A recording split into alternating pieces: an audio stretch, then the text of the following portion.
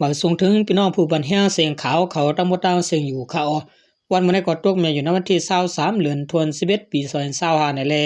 เขาเลยยิบตั้ง3หัวข้อข่าวเสที่มาต่างถึงในพี่น้องผู้บันแห้งเขากว่าอยู่เขาหัวข้อข่าวที่1ผู้ใจก่อนหนึ่งติดตั้งยันถูกลูกใจผู้อ่อนโหปิดุจิตเมืองหะยื้อเลยมาเจ็บหัวข้อข่าวที่2ซึกมานไปผุยบันเซียนตั้งคนเมืองไต้ปอดของหบต่างหยาบหัวข้อข่าวที่3โดรนอันจนะปังตึกยูเครนและรัสเซียนั้นเป็นนางยิงก่อเหตุออกในข่าวอันตั้งส่วนในข้อข่าวอันกันกอดทำตัวหัวข้อข่าวที่1เตรียมต่างไว้ว่าผู้ใจก่อนหนึ่งตีต่างยันถูกลูกใจผู้อ่อนโหปิดุจิตเมืองหะยื้อเลยมาเจ็บในจอมกันคาผู้ใจก่อนหนึ่งอันอยู่ที่เวียงต่างยันอันของเสียซึ่งมันกุ้มกันไว้นั้นเลยถูกยันลูกใจอูลาวมาผู้อ่อนโหจุมซึกปิดุจิตเมืองหะลำยื้อเลยมาเจ็บไหนกวนเอาปืนตีอันหูหลงในลัดหนังไหนเมื่อในวันที่19เดือนธันวาคม2025ยามกลางค่ำหมอก12โมงนั้นผู้ชายคนหนึ่งอันลูกตีปางป้อยปีเหมือใต้อันจัดเฮ็ดตีวานหนองผาอันเดียวออกเวียงต่างยานั้นขี่ลวดเครื่องเสกปอกมานั้นได้ถูกญาติจุ่มซึกปิดุจิตเมือง5อันขี่ก้ามานั้นลากเอากวางยื้อเสถึงที่บ่ได้มาเจ็บว่าในคาคนเมืองต่างยานโกฮู้หลวงในลาดนี้ว่าอันถูกลูกชายผู้อันโหปิดุจิตลืมลำยื้อนั้นก็เหลียวก้วยพ้องรถเครื่องเลยกะแพทย์จำกันเสเขาลาเสเลเอากวางยื้อเสกวางอันเขายื้อนั้นเป็นกวางปอดตาติดติยับคนก็ยื้อนั้นก็ปริเขาก็อ่ำป้อเอาเสเจ้าเฮกาหือว่าไหนคนก็อันเลยถูกยักลูกชายปิดุจิตลำยื้อเสมาเจ็บกว่านั้นเป็นผู้ชายอายุ20ปลายอยู่ที่ในปอ6เวียงต่างยานเสยามเดียวต่างตึกเลยยดยาตัวไว้อยู่ในคาลองซึ่งไหนใกล้ๆเปลี่ยนมาอยู่ตาเสตาตาตีไลลองเพ่งเปียงเปลี่ยนทำนั้นอำจ้างเอาเรื่องตั้งพิษอีสังตีเข้าไหลไหนนางหญิงกวนเมืองต่างยานลาดนี่หนังไหนที่ในกวนซึกมานหือซึกปิดุจิตหือซึกว่าเจอไหนลีจังน่ะป้อเปลี่ยนเสเจเสลองมาไหนมีเผามาตัวถึงเอาปุนพรจอยแถมปันสังป้อหลูเก็บเงินก้อยเขาลั่นกันน่ะวันในขาเมื่อวันที่12เดือนตุลาคม2025ป่นมานั้นก็นางหญิงโกนมุ่งห่อเฮือนตับซึกมานที่เวียงต่างยันก่อนหนึ่งถูกยาโกนหายเอามีดย่างตายเสียส่วนเอาเงินมานางกว่า4ปากแสนเปียในคา10เสนอหัวข่าววันกันกอดถ่อมตัวหัวข้อข่าวที่2เต็มต่างไว้ว่าซึกมานไปผุยปันเซียนตั้งคนเมืองไต้ปอดของหบต่างหยับในจอมกันคาเดี๋ยววันที่14เดือนธันวาคมป่ามาซึกมานตั้งซึกเก่ากลางเคียงแข็งปิกโขอึดเซียนตั้งหลวงไฮเวย์ที่เวียงสีโปอันมีนาเกกลางเวียงหรือลาเซียวหมูเจนั่นสิคนเมืองแลเจ้าโลดกะเจอจะตื้อเซียนตั้งนั้นวันกันหบตั้งหยับผืดเฮาเฮียงในคาขั้นต่อถึงวันมือว่าใน22วัน11เดือน2025ก็ไปปืดปันเซียนตั้งในยาวเมื่อวันที่21เดือนธันวาคมปลงอันต่อเอาโลดกะคำกว่าจูผังนำตีตาเฮตาหลงนั่นก็เครื่องจักรกว่าเปเลโลดกะเจอกึดข้างไว้ซองผักข้างเกนำตุมีไว้นับหัวปากล้ำในยาวคนเมืองปืนตีในจะเวียงสีโปลาในที่ผู้ด่วยฮอกว่าต่อถึงมือว่าใน22วัน11เดือน2025ก็เข้าไปปืดปันโคไปปืดปันเซียนตั้งตีโคนั่นเตะเขาปันก้นไปกว่ามาอยู่ป้อมีหลวงใหญ่ตีปืดวันเหล่าในเตะไปหู้ยินว่า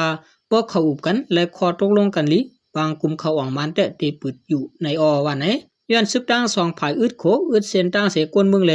เจ้าโลดกะเจอเตลูกเวียงสีโปกว่าเวียงจอกเมกำพองปอนกันกว่าตั้งเซียนตั้งหน้ามาขอตาหลงเวียงจอกเมในยาวกวนฮอโลดกะเวียงหรือลาเชียวก่อนหนึ่งลาเนตีผู้ด่วยฮอกว่าเมื่อเหลียวเครื่องจากกลวงซ้ำก้อยไว้ได้อึดหลายวันก็อำหูกาเจอประไว้ตั้ง2ผังครั้งนำซ้ำมีนับหัวปักละมันเซียนตั้งอึดเจิงไหนเฮาเลยย้อนการนำมันเพิ่มตีกวนออกเข้าตั้งแทงเลอย่าผืดเต้ๆอยู่ในยาวหรือนั่นเจ้าลดกาเจอลูกตั้งเวียงลาเชียวกว่าตั้งเวียงหรือมันตะเลนั่นซ้ำกำพองจะถือเซียนตั้งเวียงลาเชียวเมืองใหญ่เกษีเวียงตวนตีเจียมจะในขาและหัวกาขี่ปลงคำนำในก้าวัน1ลำไล่ปันหมอก80,000เปียกาหลวง1ลำไล่ปัน300,000เปียถึง500,000เปียจากปลงนั้น1ปอกโตเอากาคำนำไล่กาอ่อน8ลำกาหลวงเส้นหมา6ล้อใน6ลำแลกาหลวงละลายโตคำไล่จอมกัน4ลำในขา10เสนอเอาข่าววันกันกวาดถ่อมเต้ยหัวข้อข่าวที่3เตรียมต่างไว้ว่าตรนอันเจ้าเนื้อปางตึกยูเครนและรัสเซียนั้นเปลี่ยนนางยิงก่อเหตุออกในจอมกันคาโครงตรนอันเจ้าที่เนื้อปางตึกเมืองรัสเซียและเมืองยูเครนอ่อนต่างสุดในเปลี่ยนนางยิงกวนเมืองยูเครนก็โครงสร้างเหตุออกมันนางในมือวันตั้งเปลี่ยนกวนห่างเครื่องหมอกปันจอมปางป้อยในลุมฟ้าในอันเจ้าตึกตรนเสยื้อกันตึกกันในเปลี่ยนปางตึกเมืองรัสเซียและเมืองยูเครนย้อนปางตึกนั้นเส การโครงสร้างเฮ็ดออกตรนในเมืองเลนอกเมืองยูเครนนำเฮียงมาติติในคานางยิงก็โครงสร้างเฮ็ดออกมาเครื่องตรนจะตื้อในปางตึกเมืองรัสเซียและเมืองยูเครนในชื่อห้องกาซิเนียก่อนเมืองรัสเซียต่างเมืองยูเครนไปเปลี่ยนปางตึกกันนั้นมานางเปลี่ยนเจ้าหันคายหมอกแลเปลี่ยนก้นก็หาห่างเครื่องปันปืนจอมปอยจอมล้ำในเมืองยูเครนยามเหลียวแต่มานางเรียกรายกันเปลี่ยนก้นก็โครงสร้างเฮ็ดออกเครื่องตรนตึกอยู่เมืองรัสเซียไว้อยู่ในคาออกาซิเนียตอบรับไว้ตีสื่อข่าวว่าการโครงสร้างเฮ็ดออกเครื่องตรนในเป็นข้อแทบตัดขาอันมีรองแจงเลี้ยงแลปุดขาดก็ว่าเขาจอยแถมซื้อเมืองแลกวนเมืองตับศึกเมืองเฮาขาขึ้นว่าในคาอเครื่องตรนอันมานางเฮ็ดออกมาในเปลี่ยนผางหางแอกมีพัดลมเปลี่ยนปีกมันไว้4เสียงตั้ง4เสียงมีไว้ปะโรตาเปรจอม1อันเครื่องตรนเสียในมือตีมันกำนำเอาจะตื้อตาไถแค่บางจอมปางป้อยเสยามเหลียวแต่สังเอาหมักอ่อนห้อยจอมเครื่อง1ดูก้อยก่อเปลี่ยนเครื่องตรนอันจะตื้อในปางตึกยาวเครื่องตรนในยามเหลียวเปลี่ยนเครื่องจักรอันลำลองเสียนหนึ่งได้รวมฝ่าจะตื้อยื้อซึกในปางตึกเลยกวยเสียมกะจะตื้อเลยการต่อส่งโคของการจอบข้อมูลเจียมจะในป้าแทงเลยหูว่ายามเหลียวนางยิงก็ยามเฮ็ดการห่างเครื่องหมอกในคัดเจอโครงสร้างเฮ็ดออกเครื่องตรนอันเดียจะตื้อเลยเนื้อนาซึกกำซื้อนั่นแทงหลายๆเสียนอยู่เลยหูหนังไหนเมื่อหัวปี2014นั้นเมืองรัสเซียต่างเมืองยูเครนมีลองเคียงกันมาหาวเฮียงเย่ากำหนึ่งถึงมาในปี2022เดือนเฟบรุรีวันที่24เมืองรัสเซียเจอตื้อเครื่องกวางลงเสตีปุดยื้อสาวเมืองยูเครนหาวเฮียงปางตึกหรือมาคดัง3ปีปลายเย่าในคาออ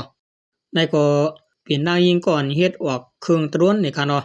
มวนตั้งแต่เป็นก้นหางเครื่องหมอกก้อยกะว่ามือเหลียวในเป็นก้นโครงสร้างเทคโนโลยีอันเป็นตรนอันชื่อเสียงหลังในปางตึกมือเหลียวในอันมีอันเปลี่ยนนั้นไว้อยู่ในคาออเดือนสุดมาขอบใจอย่านำถึงพี่น้องเขาเจออันเป็นผู้แต้มข่าวแลผู้ถามข่าวเขาต่างหมดต่างเสียงอยู่คาออมาสูงต่างเสียงขา